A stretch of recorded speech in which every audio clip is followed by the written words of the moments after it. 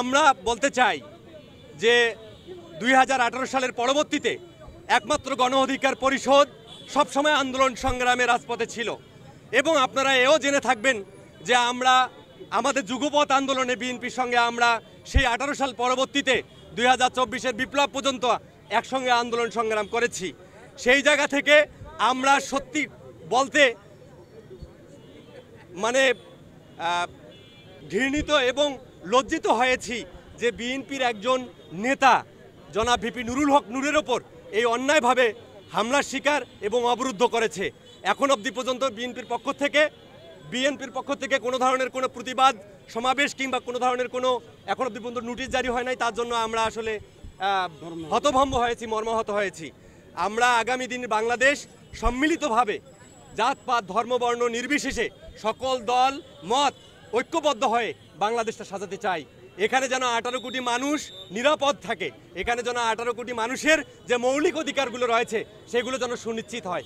তার এই ধারাবাহিকতায় ভিপি নুরুল হক নূরের ওপর যে অন্যায়ভাবে অবরুদ্ধ এবং হামলার শিকার করেছে, আমাদের কার্যালয় ভাঙচুর করেছে, আমরা দ্রুত এই কাজের সাথে যারা জড়িত তাদেরকে বিচারের আওতায় নিয়ে আসার জোরালো দাবি জানাচ্ছি এবং আগামীর বাংলাদেশ সাম্যের বাংলাদেশ প্রতিষ্ঠায় সকলকে ঐক্যবদ্ধ হওয়ার জোরালো আহ্বান জানাচ্ছি।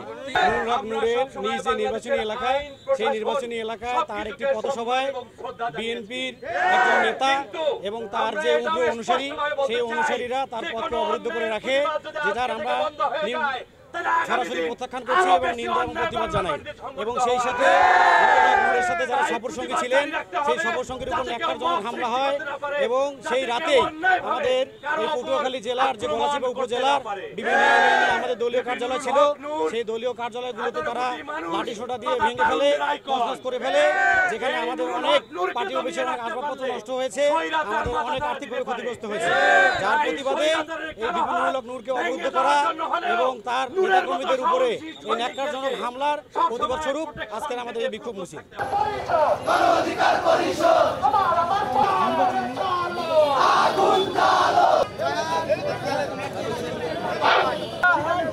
আপনারা সবাই এতক্ষণ ধরে রাতে গলাচিপা তারা ভিপি নুরুল হক নূরের